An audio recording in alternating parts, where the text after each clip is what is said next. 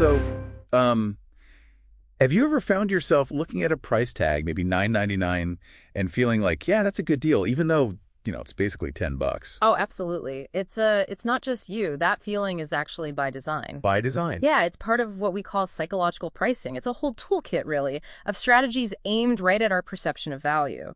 And what's really striking is the research.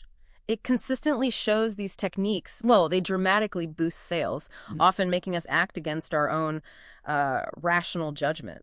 Okay, I definitely want to unpack this. So Yeah. our mission for this deep dive is to sort of pull back the curtain on these pricing mind games. Right. Let's figure out why our brains seem so, I guess, predictably irrational with money, and, how even fancy luxury brands use their own version of this. That single penny, it seems to hold so much power. It really does, and it flies in the face of classic economics, which tends to assume we're all perfectly rational shoppers, weighing every single pro and con. Yeah, that's not usually me in the checkout line. Exactly. Psychological pricing kind of exposes that assumption. The big question is why? Why does that tiny cent make such a difference? It almost sounds too simple, doesn't it? But you mentioned research. Oh, the data is fascinating. Take the margarine miracle study from the University of Chicago. Okay. They dropped the price of margarine from 89 cents down to 71 cents. Sales jumped 65%. Pretty good, right? Yeah, decent. But then they dropped it just 2 cents more to 69 cents. Sales exploded. We're talking a 222% increase. Whoa. Just for 2 cents.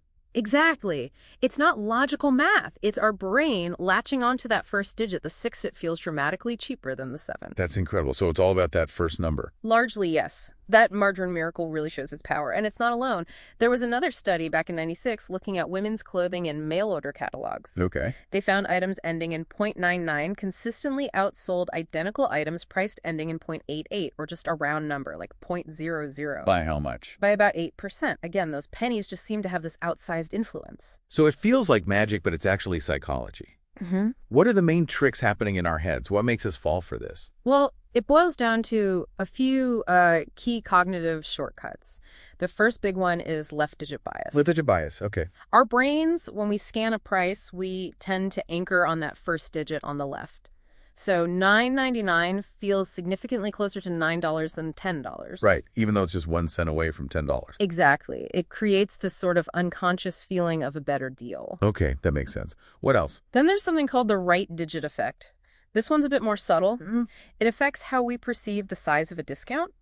A 2007 study showed, for example, a price drop from $222 down to $211 feels like a bigger saving than dropping from $199 to $188. Wait, but both are $11 savings. Precisely. But because our brain focuses on those rightmost digits changing 2 to 1 versus 9 to 8, the first one feels like a more substantial discount. It distorts our perception. Wow, okay. That's sneaky. And linking these together, there's also just subconscious associations. We've been trained, really? Over years and years, we've come to associate prices ending in .99 with sales, bargains, value.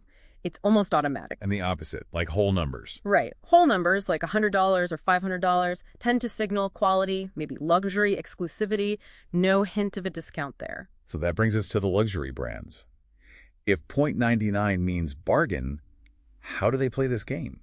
They don't usually do $499.99 handbags. They do the exact opposite intentionally, that $500 price tag. It's a statement. A statement of what? Confidence, quality, exclusivity. It says, this isn't trying to be cheap, it's worth the full price. There was actually an Ohio State University study confirming this rounded prices make products feel more sophisticated. So they use pricing to reinforce their high-end image. Exactly. No .99 confusion. But here's the really weird part, isn't it? A lot of us know these are tricks. We know $9.99 is basically $10, but it still works. Ah, yes, that's the power of cognitive dissonance. Explain that. Okay, so your rational brain knows it's a marketing ploy, but another part of your brain wants the deal or wants to feel smart about the purchase. So to reduce that mental tension, that dissonance, your brain sort of rationalizes it. It tells itself, well, it is less than $10. It finds a way to justify the feeling, even if the logic is thin. Like telling yourself you will start saving for retirement tomorrow. Kind of, yeah. It's about reducing that uncomfortable mental conflict. We rewrite the logic slightly to feel better about our choices. So when you boil it all down, what's the big takeaway here? I think the main thing is realizing just how much our decisions, especially with money, aren't purely rational. Right. We're driven by these subconscious biases, these learned shortcuts, and this need to sort of resolve internal conflicts. Pricing isn't just math, it's powerful psychology. So next time you're shopping, maybe pause at that $0.99 price tag. Just ask yourself, okay, wait, am I falling for this? Yeah. Think about it. A t-shirt for $19.99 or one for $20. Logically, it's a penny. But does one still feel like a better buy? That feeling, that's your brain on psychological pricing. Absolutely. This deep dive really shows how tiny details, literally a single cent, can shift our whole perception and drive sales. And knowing this, you could be a more conscious consumer. And for anyone running a business listening, think about using this ethically. Match your pricing to your brand, maybe round it for premium stuff. Be clear about discounts. Offer real value. Good point. So here's something to think about after this. As you go about your day, what other little psychological triggers, things that seem obvious, might actually be subtly shaping how you think or what you decide?